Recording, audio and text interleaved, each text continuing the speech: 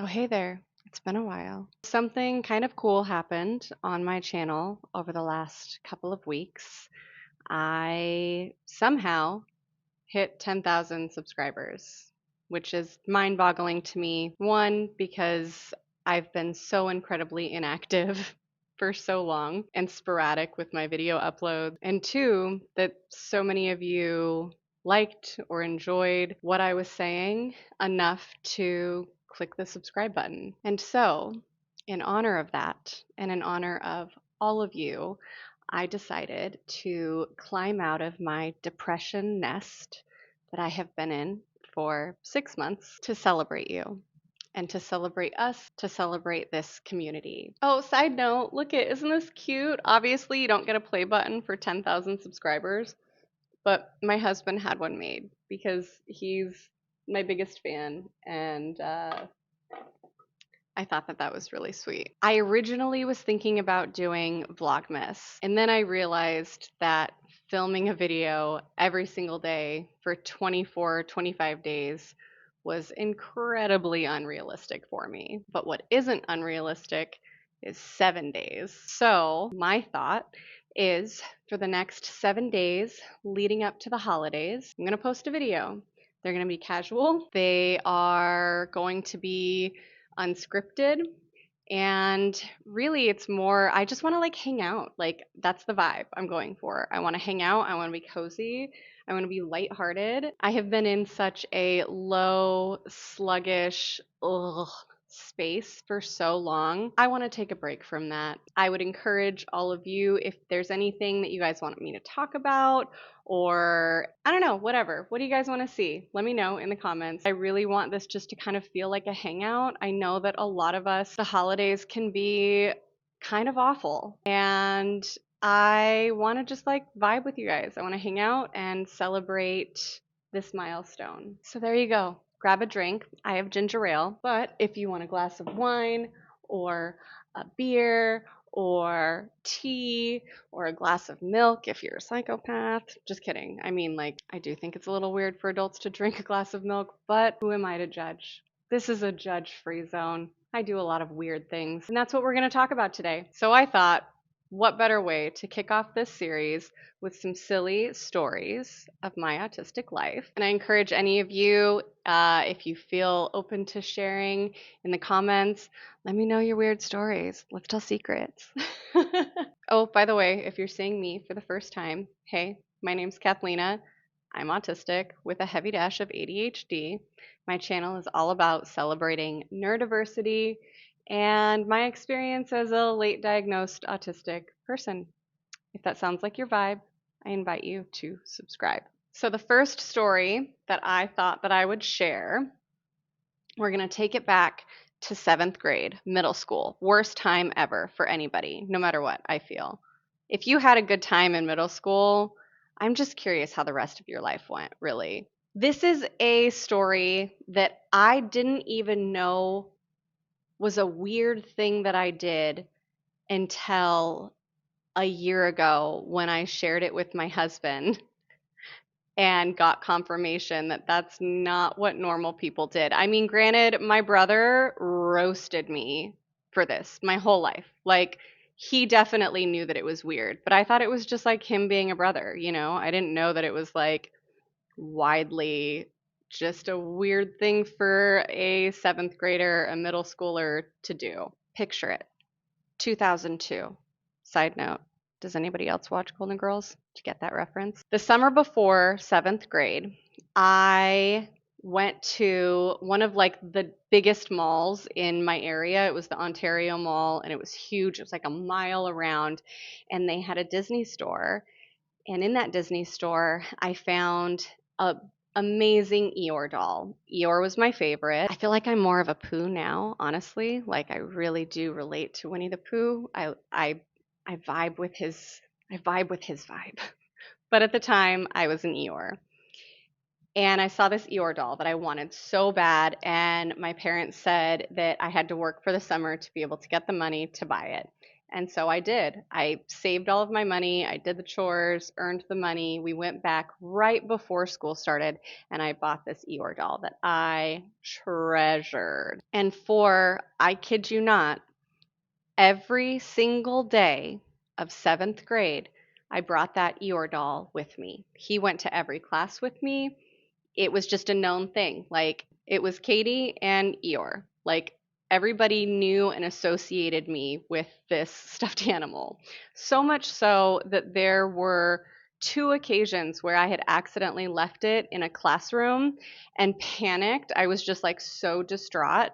And the teacher would call my house to say, "Hey, I have it for you. It'll be available for you tomorrow."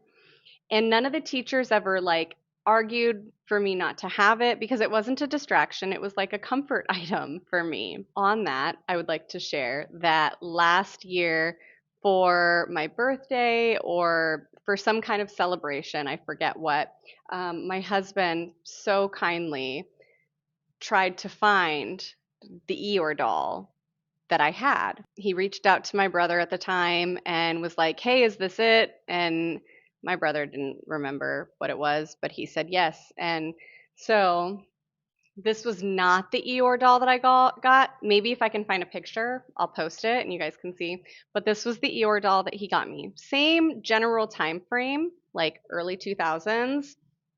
Sweet, sweet thought, but he's not the same. So sorry, Eeyore.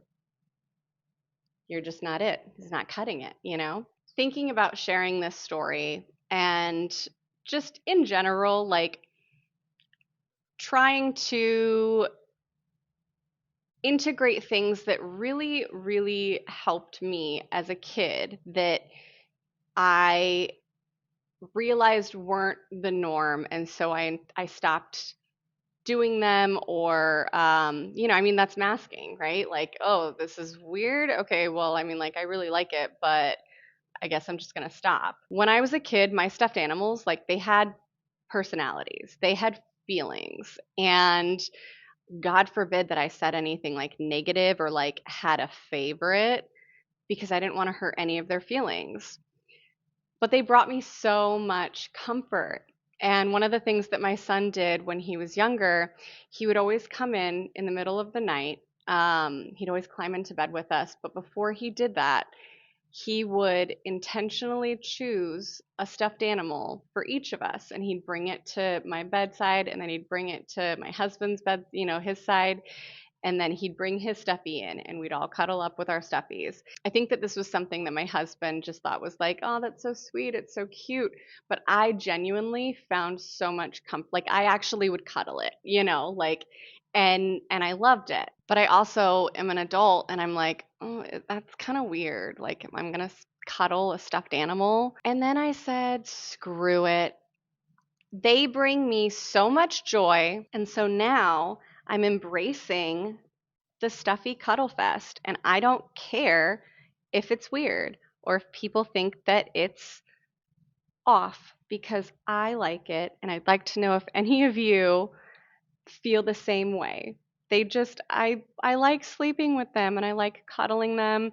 We just recently took our kids to Great Wolf Lodge as their Christmas gift, and while we were there, they had like a little Build-A-Bear, and so I got Squirrel. My brother who passed away, he had a cat who he loved significantly named Squirrel. And so I got Squirrel, and then this one's a little extra special because listen. Yes, my brother's voice. The next story that I would like to tell also involves my brother. He was a trickster. Like, that was such a vibe of him. He just loved playing little tricks, and it was always really hard to be able to tell if he's being truthful or if he's not. But he loved how easy I was to trick. Okay, so let's set the scene. Picture it. 2006. My mom, myself, my brother, and his partner are all living in this apartment complex, but two separate apartments, which was awesome. We have so many stories from that. It was such a fun time. But there was this time that I went over to his apartment and I saw this like really large seed that he had toothpicks poking out, and it was sitting in water, and it was like starting to sprout. And I was like, "Oh, that's really cool. Like what is this? What are you growing?" And he said that it was a new variety of hydrochronic hydroponic. What is the word? Hydrochronic? I don't know. He had said that it was some new variety of weed that had been like heavily enhanced. This was a large seed. It was very large. And not to necessarily say that like I had partaken a lot, but I knew what seeds looked like. You know, they're little. And I was like, are you kidding me? First of all, you're growing this?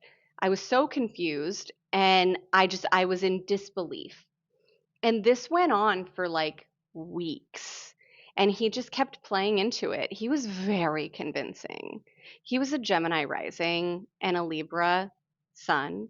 Like words were just, he was trickery and just really good at convincing whatever he wanted to convince people to believe. I don't think he ever admitted what it actually was, but I realized at some point in time that it was an avocado seed that he was sprouting. He was going to grow an avocado tree. But, you know, I believed it. I believed it so hard. I was so confused, but he was really convincing. So I bought it. Now my mind's just buffering. I had another story for y'all. I think a lot of my stories are just about like how easy it was to get me to believe things and how literal I took things. My mind is a very like, you know, if you tell me something, I take it for the literal meaning. Well, the only one that's coming to mind, and I've told this one on my channel before, so if you've heard it, sorry. I'll end it on this one.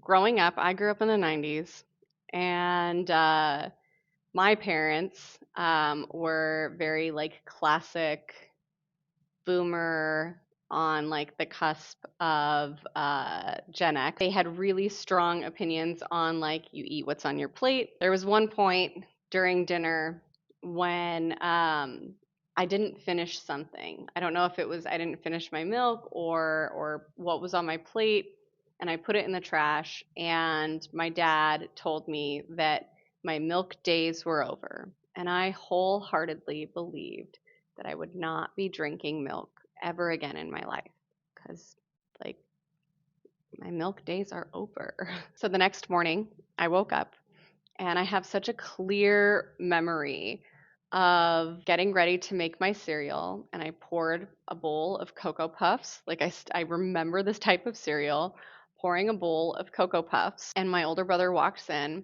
and he looks at me, and I go up to the sink to put water in my Cocoa Puffs, and he said, why are you putting water in your Cocoa Puffs? And I said, it's because Dad said that my milk days are over. And I was like, I had tears in my eyes. And he just laughed because he knew that that's was not actually going to happen, but I didn't. And so I think I had for like a couple of days in a row, I ate my Cocoa Puffs with water, which by the way, honestly, when you're eating a cereal that's essentially just sugar, a little water's not going to ruin it. It wasn't that bad. I still would choose milk, but it wasn't that bad. All right. Well, my brain is now at the point of buffering.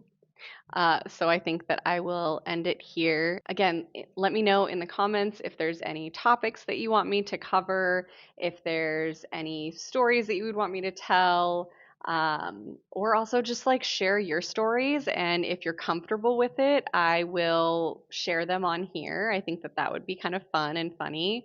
The main point of this is just to like be silly. Again, this can be such a heavy time, and I want to have the next 7 days be a little bit lighter because I have felt so heavy. So, again, thank you all so much for 10,000 subscribers. I started this channel 5 years ago, feeling so incredibly lost. I had no idea who I was. I was feeling so many feelings. And over that 5 years, I found myself, or I rediscovered myself, and then I lost myself again, and then I started to rediscover myself again, and then I lost myself again. And now I'm kind of thinking that maybe that's just life. I don't know, at least mine. During that 5 years, one of the things that I've valued so much is being able to come onto this channel and be vulnerable with you guys and share things that were uncomfortable that I hadn't even shared with family, things that nobody else had ever been able to relate to me with.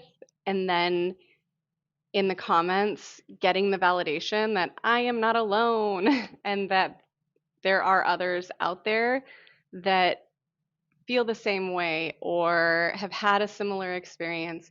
And that has been so incredibly, honestly, life saving at certain points, and just so validating that I'm not alone. And I hope that my presence in some way for some of you can help you feel a little less alone. I know that I've been quite absent from the channel, but I still see all of the comments and they mean so much to me. Even if I'm not responding, I see them, I read them, and they are so significant. So if you're having a hard time this time of year, let's hang out and have some fun. So, with that said, I love you all so much. I'm so grateful to have you here, and I can't wait for the next few days.